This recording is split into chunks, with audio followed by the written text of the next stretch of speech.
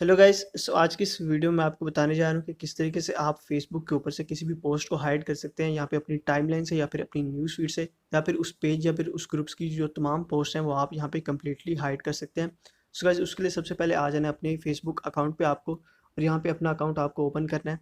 और गाइस, अपनी प्रोफाइल में आपको आना है और यहाँ पे आपकी न्यूज़ फीड में जो भी पोस्ट आप यहाँ पे हाइड करना चाह रहे हैं, आपको सिंपली वो यहाँ पे देख लेनी है। तो आप अगर किसी भी पोस्ट को यहाँ पे कंप्लीटली हाइड करना चाह रहे हैं अपनी यहाँ पे टाइमलाइन से या फिर अपनी यहाँ पे न्यूज़ फीड से, तो किस तरह आप उसको हाइड कर सकते हैं।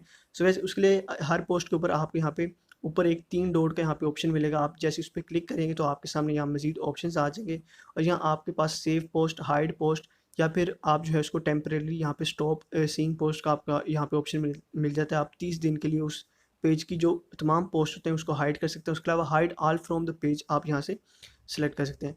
फॉर एग्जांपल, अगर आप इस पोस्ट को सिंपली यहाँ पे हाइड करना चाह रहे हैं तो आपको हाइड पोस्ट के ऑप्शन के ऊपर यहाँ पे क्लिक करना है, तो आपकी वो जो पोस्ट होगी, जो भी आपकी न्यूज़ फीड पे होगी, यहाँ से हाइड हो जाएगी। और उसके अलावा आप यहाँ पे उसको देख सकते हैं कि आप उसको 30 डेज़ के लिए यहाँ पे जो है उस पेज को यहाँ पे बैन भी कर सकते हैं अपनी टाइमलाइन से। तो आपको यहाँ पे टेम्परेरली आपकी जो न्यूज़ फीड के ऊपर वो जो पेज होगा उसकी पोस्ट आपको यहाँ पे शो नहीं होगी। उसके अलावा आप यहाँ पे रिपोर्ट करना चाह रहे हैं तो आप रिपोर्ट भी कर सकते हैं, और इस तरह हाइड करने के बाद आपकी न्यूज़ फीड पे वो पोस्ट जो है दोबारा शो नहीं होगी।